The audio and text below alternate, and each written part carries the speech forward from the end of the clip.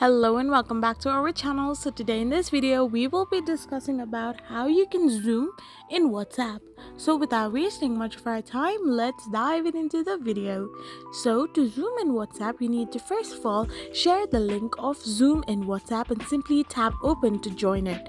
So to do this, you need to open the Zoom app first and tap on the schedule option. Once you schedule the meeting, you need to now do some specifications or some changes in the meeting that you want to schedule in your concerned time, and you need to type in the number, you need to type in the date and from when to where you want to start the meeting from. So to do more than 40 minutes, you need to upgrade your Zoom. However, if you don't want it, then you can just use the free version of Zoom.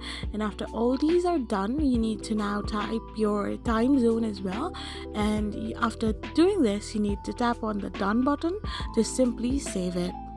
So once everything is done and you have saved the Zoom meeting, now all you need to do is simply tap on schedule Zoom meeting and tap on invite. After you do so, tap on copy to clipboard or WhatsApp and simply go in the WhatsApp section. Now tap in the copied link in the chat you want to send the Zoom link to, and once you do this, that person can join your Zoom meeting via the link sent in WhatsApp.